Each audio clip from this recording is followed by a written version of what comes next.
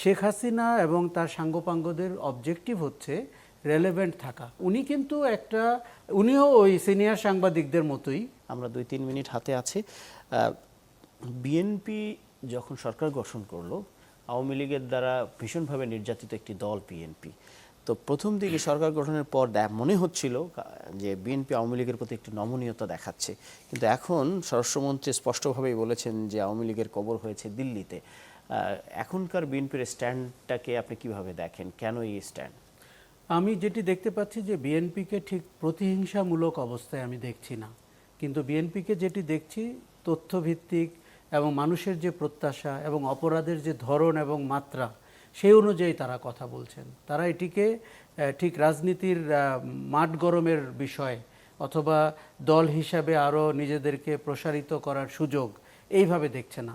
BNP সত্যিই মানুষের যে প্রত্যাশা যে তাদের বিচার হবে অপরাধগুলোর, সেই পথে হাঁটতে চাচ্ছেন এবং তারা আইনের ভাষায় কথা বলছেন। এবং শেখ হাসিনা যখন বারবার হুঙ্কার দিচ্ছেন ফিরে আসবেন, তালিকা করছেন, ওই বিএনপি কিন্তু তাতে কিন্তু আমি দেখতে পাচ্ছি যে প্রতিক্রিয়া দেখাচ্ছেন না। আরেকটা জিনিস আপনাকে আমি বলি, শেখ হাসিনা এবং তার সাঙ্গপাঙ্গদের অবজেক্টিভ হচ্ছে রেলেভেন্ট থাকা প্রতিদিন, এবং আমাদের উচিত হবে তাকে ইররেলেভেন্ট রাখা। কেননা উনিও ওই সিনিয়র সাংবাদিকদের মতোই, তার অনুগত সিনিয়র সাংবাদিকদের মতোই উনিও এখন বেকার, উনিও মানে ক্ষমতা থেকে বিচ্যুত। উনিও তার যে এই যে $236 বিলিয়ন 15 বছরে লুটপাট করা লোকগুলোর অর্থবিত্তের হিসাব নিকাশও কে কোথায় পেয়েছে আমি জানি না। তারও প্রায় হাজারখানেক লোক কলকাতায় অবস্থান করছেন।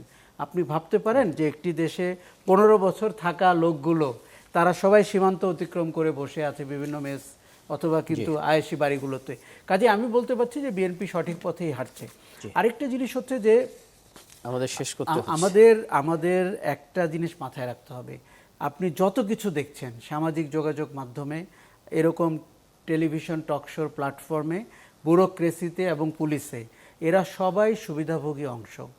আপনি মানে কেউ প্লটে পেয়েছে, কেউ তার চাকরিটি পেয়েছে, কেউ বিদেশি মিশনে কানাডাতে কোনো একজন নেত্রীর বরাত দিয়ে চাকরি পেয়েছে, তিনি বেকার হয়েছেন। আবার দেখেন জুলাই ব্যবহার করে তিনি রাজনৈতিক আশ্রয় চেয়েছেন, যে জুলাইয়ে তারা ভিকটিম বলে। কাজেই তারা কিন্তু একটা মানে বসে থাকা অংশ, যারা অতীতে সব ধরনের সুযোগ সুবিধা পাওয়া এবং তারা প্রচলিত পেশাগত পথে না হাঁটা মানুষ। কাজেই এটি একটি উস্কানিমূলক, এটি একটি মানে সফট ন্যারেটিভ, দক্ষ প্রোপাগান্ডা। আমাদেরকে তার পাল্টাটি নিয়ে ভাবতে হবে। জি, অসংখ্য ধন্যবাদ আপনাদের দুজনকে আমাদের আজকের আয়োজনে যুক্ত হবার জন্য। দর্শক, এই ছিল আজকের মতো ইস্পাহানি মির্জাপুর চা মুক্তকণ্ঠ। দেখা হবে পরে শুক্রবার রাত 11:30টায়।